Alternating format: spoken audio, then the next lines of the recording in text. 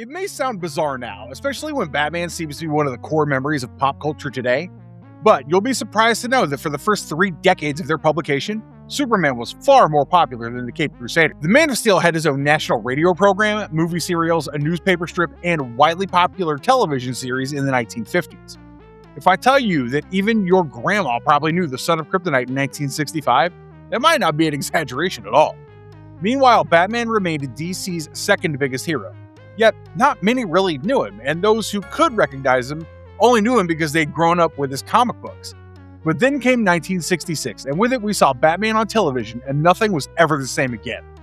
The series changed it all for the character. It took him from comic book pages and placed him in every household, where both adults and kids alike waited for him with anticipation. In fact, you won't believe it if I say that without the 1966 campy Batman, Batman may never become the global icon we know today. Surprised, right? Let me tell you how. Before Batmania, how Batman reached television. Before ABC even came close to Batman, the dark and brooding superhero had already lived through so many screen identities. Bob Kane, along with Bill Finger, created the character for DC, and he debuted in 1939 in Detective Comics issue number 27 in the story titled The Case of the Chemical Syndicate. Columbia Pictures then released chapter serials between 1943 and 1949. And the 1943 serial introduced the Batcave as such, along with Wayne Manor's secret grandfather clock entrance. In the early 1960s, producer Ed Graham held the television rights and tried to produce a children's adventure TV show with a slightly more mature take.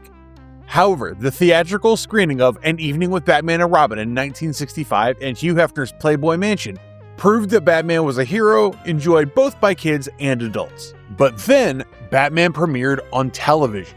The series ran for 2.5 seasons from January 12, 1966 to March 1968. ABC initially aired it twice a week with one episode on Wednesday, which usually ended with Batman and Robin trapped in mortal danger and on a cliffhanger. The second part of the episode, which came out on Thursday, would continue from there and show how they managed to save the day. Again. The format closely resembled other adventure serials that came before it. However, it had the energy of a children's comic book, only it was performed by actors who truly believed that the fate of the make-believe Gotham City really rested on Adam West's Batman's shoulders. And when I say comic book energy, I don't mean the intense and grime vibe of Brian Michael Bendis' Daredevil comic. In case you haven't checked that out yet, I definitely implore you to do so. Anyway, I digress. So, the 1966 Batman series had a more ridiculous vibe because it was technically inspired and closely reflected the 1950s and early 1960s comics when stories were colorful and light. For many people who have watched the show, this version left a lasting impression as Batman, even though it bore little resemblance to the grim vigilante we love today. So how did our quiet and gloomy hero end up dancing the Batusi? William Dozier, the executive producer behind Batman, had never cared much for comics. He said that he'd been too old for it and saw it as all so juvenile. In a 1966 interview, he said, "Frankly, I'd never heard of Batman." But then ABC approached Dozier about a Batman television series. He couldn't imagine how anybody could present a series with total seriousness and rejected the idea of a solemn children's program. He was given a collection of comics from previous years, but those issues did little to change Dozier's view of the superhero. I mean, you can't really blame him though. During that time, Batman stories were aimed particularly at children, and Dozier probably didn't read the darker tales from the 1939 or 1940s where Batman fought gangsters and deranged criminals. What Dozier saw was aliens and laughable crooks, which was nothing short of mockery. So Dozier decided to turn Batman into an exaggerated seriousness that becomes amusing to adults. So basically, the world around them was absurd, yet Batman and Robin treated every exploding octopus and poisoned umbrella as an end-of-the-world emergency. Now, to understand why Batman comics looked the way they looked, we have to go to one book that nearly buried the entire American comic industry. Written by psychiatrist Frederick Wortham, the book Seduction of the Innocent argued that young minds were being corrupted through violence and sexuality in comic books. Batman and Robin became the shining example. Wortham believed that Batman and Robin represented a subtle atmosphere of homoeroticism, and his accusations created such hue and cry. The comic book sales fell. Publishers faced undue public pressure, and the risk that the comic industry could collapse was very much real. That's how the Comics Code Authority, a self-regulating organization, came into existence in 1954, ensuring that comic books remained wholesome enough for American children. Batman paid a huge price for it. The psychopathic criminals and dark gangsters from earlier stories were replaced with mad scientists and space rays. Gotham became less of a rotten, crime-ridden city and more like another spot every weird alien wanted their hands on. Even Batman's long list of famous villains faded away. The Joker survived because, let's be real, it's not a difficult task to change a homicidal clown into a harmless prankster. And since we already know the Batman series drew inspiration from the comics, the show gave us a lighter version of what we saw in the comic. But for me, Batman really showed because everyone involved had never acted as though they were in on a joke. Make no mistake, Batman was a comedy. There were ridiculous plots that placed the dynamic duo in situations that no sane person would treat with dignity. And those were decorated with even more ridiculous dialogue. And yet, Adam West's Bruce Wayne did not wink at the camera once. Batman would lecture Robin about grammar and pull bat shark repellent from a helicopter without losing his heroic authority. West described his version as a happier Batman, relatable, and protected Batman's dignity against all logic even when he was put through a ringer.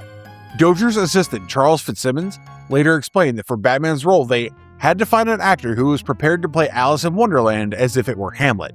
That description summed up West's performance better than any long analysis ever could. Even Burt Wayne never let Robin confess even once that a line such as, "Holy astringent plum-like fruit," sounded incredibly silly. The villains who nearly stole the show. The television series also brought the old villains back. During its first season, Batman had Joker, Riddler, Penguin, and Catwoman at the center of whatever wrong was going on in Gotham. And these flamboyant criminals really worked for the vibe Batman had in the series. When the series brought these villains back into the limelight, they found a place for themselves in the comics as well. I mean, television made them famous, and DC had every reason to keep them around. And just like that, the villains found a permanent place where they were never pushed aside in the same way again. Dozier believed that the villains should be devoted to their ridiculous crimes, instead of being a hollow shell of themselves, to keep the show's campy feel. And while the nature of their crimes was different, every villain had the same urge to outmaneuver Batman for once. While the Riddler is a pretty well-known name among Batman foes today, not many know that his comic book career almost ended before it began. The Riddler had only made 2 appearances during the 1940s and vanished from the comic book pages for 16 long years. But when Batman Comics decided to break away from the heavy sci-fi of the 1950s, DC brought the Riddler back in Batman issue number 171. And the same issue became the outline for the Riddler's character when the first episode for the television series, titled Hi Diddle Riddle, came out. That's how the Riddler, portrayed by Frank Gorshin, first appeared on television as the Prince of Puzzles. He wore a green leotard, which was very true to the comics, although Gorshin hated it. He requested a green suit and tie instead, which later became the Riddler's standard costume. All the man wanted to do was to sue Batman so that his real identity would be revealed. Although I have a long list of favorite villains from Batman 66, because the program had far too many great performers, if I'm forced to pick one, it would certainly be Gorshin's Riddler. His cackling is maniacal, and he genuinely comes across as unsettling. He was a rare villain on the show who was utterly unpredictable because you never knew when he would lunge at Batman to attack or tell another riddle. The part earned him an Emmy nomination, and Gorshin called the role a catalyst. And he's absolutely right. I mean, the Riddler had existed long before 1966, but it was Gorshin's performance that catapulted the character back across Batman media. Even the later, darker versions had traces of the obsession and unstable energy he brought to Gotham City. Burgess Meredith gave Gorshin a run for his money as Penguin. And whenever I imagine Oswald Cobblepot, it's Meredith's character that pops into my mind first. The character was that iconic. He looked elegant, but was at the same time wonderfully unpleasant.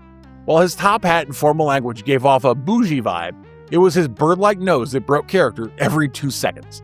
His famous quack sound was actually real because cigarette smoke irritated his throat, and he wasn't making it up for the character. Cesar Romero's Joker seemed less like a homicidal criminal and more like a drunk uncle at a kid's party, bright and so full of motion. Romero famously refused to shave off his mustache for the role, so the makeup department had to cover it with white grease and hoped nobody'd notice. Everybody noticed. Adam West praised Romero and said that he brought an enormous amount of energy to the role. His piercing eyes, his laugh, I don't know how he did it because he wasn't 22. Romero's Joker never aimed for modern psychological terror. All he wanted was a grand spectacle and a victory he could cackle about. Then you had Catwoman, whose television success helped resurrect her comic book career. Selina Kyle, aka Catwoman, had been absent from the comics for 12 long years, with her last appearance back in 1954. The Comics Code Authority had strong opinions on how female characters could be portrayed and were expected to resemble a wholesome and lovable woman, like, say, mothers. So a glamorous thief in a skin-tight catsuit who flirted with Batman didn't really fit the bill. So Catwoman disappeared. But when Julie Newmar appeared on the show, she changed it all. Her version of Catwoman became too popular to ignore, and thus DC had no choice but to bring Catwoman back to the comics.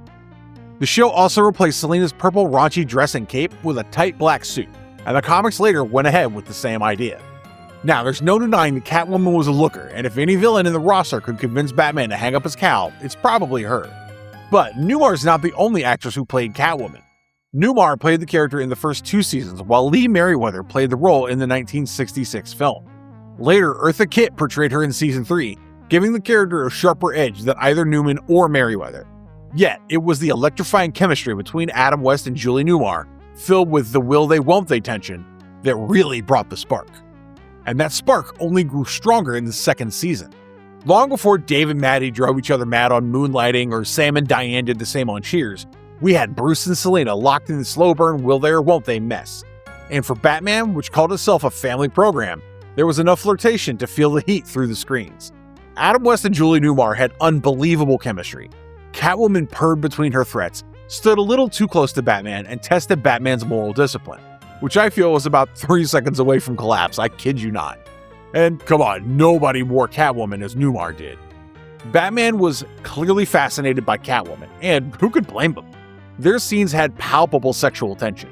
Season 2 brought several new female criminals, yet none had the same charm. Newmar's absence was felt strongly in Season 3, although Eartha Kitt brought her own version to the character of Catwoman. Adding a person of color to the roster was a daring move by writers in the 1960s. Batman had an overwhelmingly white cast, and apart from one of Joker's henchmen in the UFO episode, Kitt was the only person of color to have an important role. However, you don't see the same romantic tension between Catwoman and Batman, and the racial attitudes and television standards of the era may have influenced that change. Another major villain was Mr. Freeze. The character first appeared in 1959 under the name Mr. Zero. He was basically a one-episode villain who was built around ice weapons, and DC had no intention of pursuing him after that. But the television series saw potential in him and gave him another shot. Mr. Zero was brought back as Mr. Freeze, and only after his television appearances did he win back his spot in the comics. Years later, Batman the Animated Series turned him into one of Batman's most tragic villains. The series also had various other villains who didn't get the same attention. Falseface could instantly copy people's appearance. Then there was Bookworm, whose obsession with literature shaped each of his crimes. But Bookworm was a little different from the lot of villains Batman went toe-to-toe with. While other criminals would take on the dynamic duo head-on, Bookworm hid wherever he could, sometimes even in a dumpster. Among the femme fates, we have Zelda the Great, a female magician who would rob $100,000 from the Gotham City Bank every year on April Fool's Day. She would then use this money to pay for her illusions and magic tricks. Once, she worked with her partner, who designed a trap to kill Batman and Robin. But when the plan reached its ultimate stage, Zelda had a change of heart and warned the dynamic duo about it. Thanks to the timely warning, the heroes survived and managed to defeat the villains. Zelda was sent packing to prison, however. However, Bruce Wayne offered her a job after release because, after all, Zelda saved the day. Then came Season 3, and the villains were now outright into supernatural territory. Up until Season 2, the villains relied on gadgets and tricks, but the final season introduced foes that had actual superpowers, which only meant that the villains' playground had widened. The Siren had a hypnotic voice and could control men, while Dr. Cassandra could make herself invisible. The villains moved from being criminals and tricksters to full-blown threats with extraordinary powers.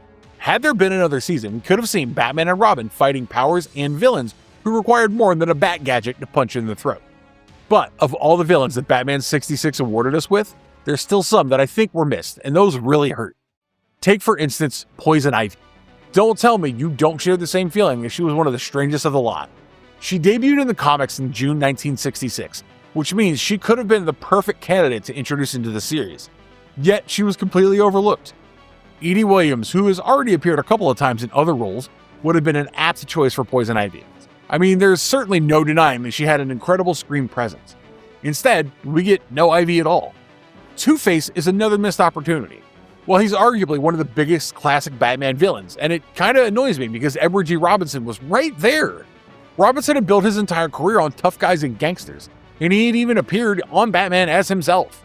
So that was a no-brainer. You see, just imagine Robinson as Harvey Dent. He could have knocked it out of the park with that role. But alas, even Scarecrow would have been a perfect fit for the series. Batman 66 loved grand spectacle and gimmicks, and what's better than colored smoke and gas attacks? So Scarecrow would have felt at home in this world. I would have cast Ray Walston, who audiences at the time knew from My Favorite Martian. His thin features and visual presence could have worked perfectly for Jonathan Crane. Ra's al Ghul arrived a little too late for the party since he didn't debut until 1971, so I'm not really mad about that. But still, had Batman somehow survived several more seasons, I could absolutely see Robert Goulet as Raj. And if I'm being honest, that cast lives rent-free in my head.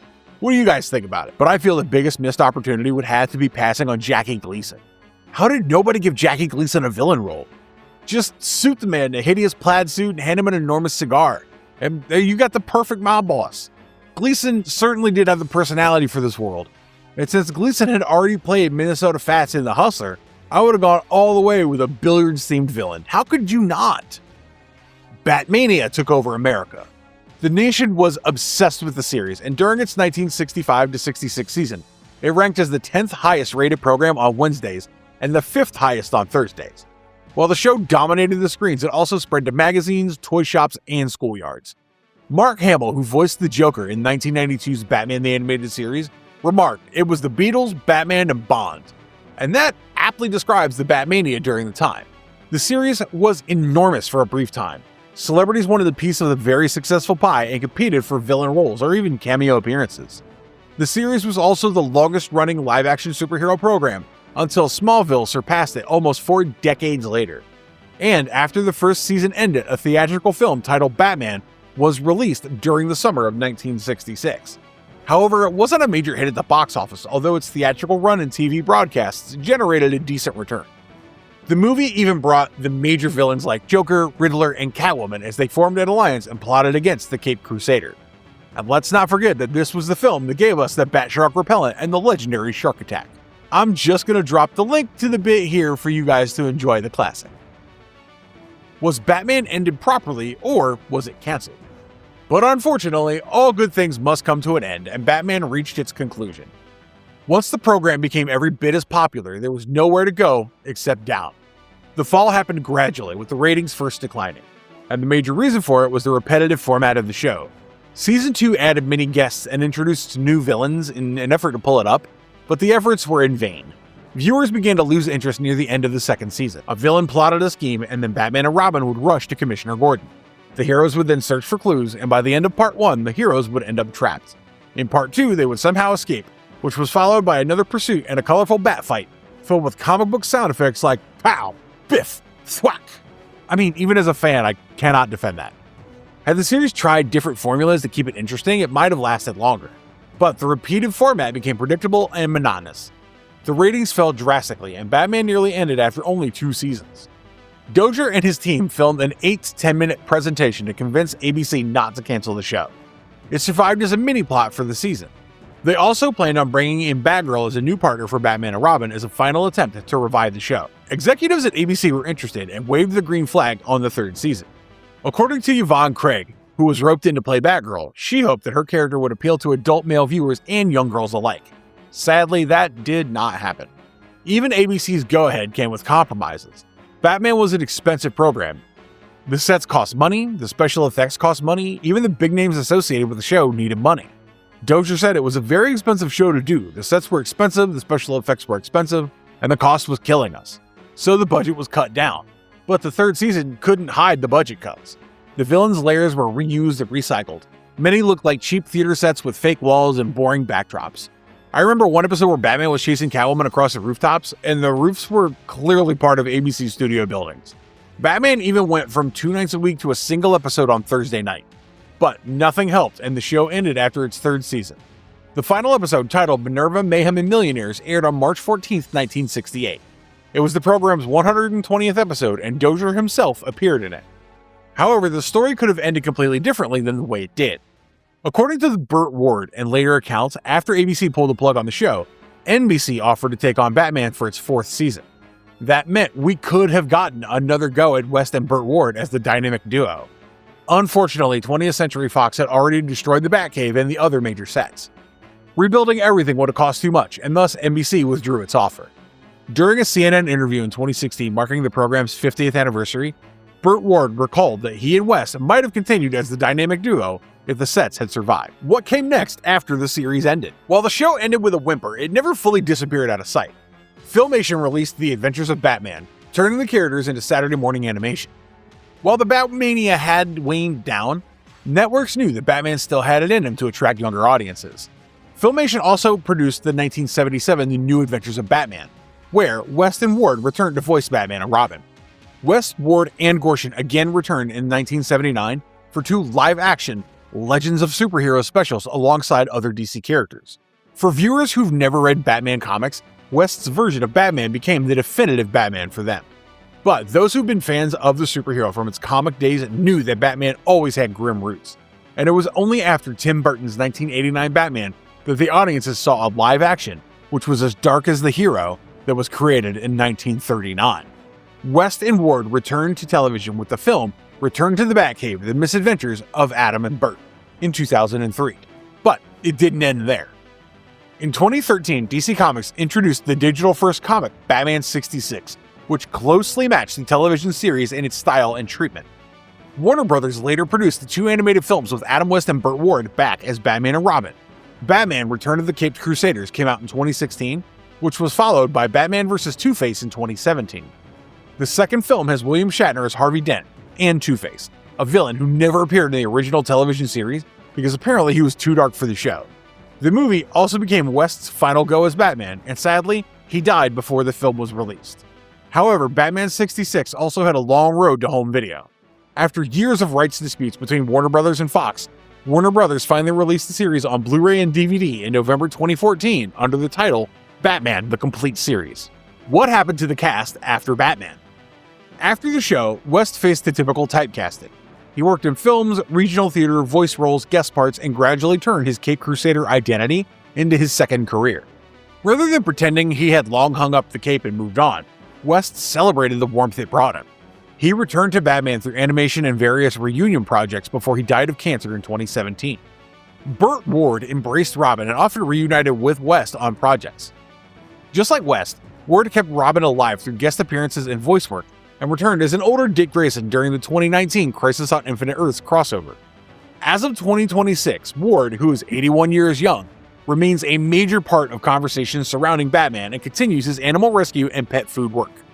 Julie Newmar continued working on films, television, and theater, but she remains my favorite Catwoman. She donated her iconic Catwoman costume in 2008, which is presently in the Smithsonian's National Museum of American History. Fans, especially women, expressed their gratitude for how her character offered them encouragement and confidence, and if that's not a true superhero act, I don't know what is. Unlike the typical damsel in distress seen on TV, Yvonne Craig's Batgirl became an early example of a woman taking on an action role for many viewers. Craig performed much of her own physical work and showed women that a female hero could take part in the action, rather than watching it all unfold from the sidelines. Sadly, Craig died from breast cancer in 2015 at the age of 78. After Batman, we saw Cesar Romero in numerous films and television appearances. Later, the audience saw him in The Falcon Crest from 1985 to 1987. Burgess moved away from one of the most hated villains, the Penguin, to one of cinema's most beloved mentors when he played Mickey Goldmill in the Rocky films. Frank Gorshin continued working in television and theaters, but his Riddler remained legendary. However, the most drastic change came in Eartha Kitt's life after Batman. In January 1968, at a White House luncheon, Eartha Kitt criticized the Vietnam War in front of First Lady Lady Bird Johnson. It drew backlash, which eventually burned her career in America for years. However, Kitt continued working abroad and eventually found success on Broadway, television, and music. I mean, by now, you could probably tell that I spent far too much time on Batman 66. Because without the 1966 series and the Batmania it created, there's a very high chance that Batman may never have gotten a front row seat among the big heroes. The series put him in every living room across America. And while the hype fizzled out, it also pushed DC to move Batman away from the campy, colorful image to a darker, more serious direction. And the rest is history. So without the exaggerated and cheesy 66 Batman, there would be no Christian Bale, no Batfleck, and no Robert Pattinson. So it's not entirely wrong to say that the rise and fall of Batman 66 gave us the Batman that came later. If you enjoyed this trip back to the brightest version of Gotham, press like, subscribe to the channel, and make sure to ring that notification bell so that you don't miss our next. Tell me in the comments which Batman villain nearly stole the series for you, and I'll see you in the next one. You have a good day.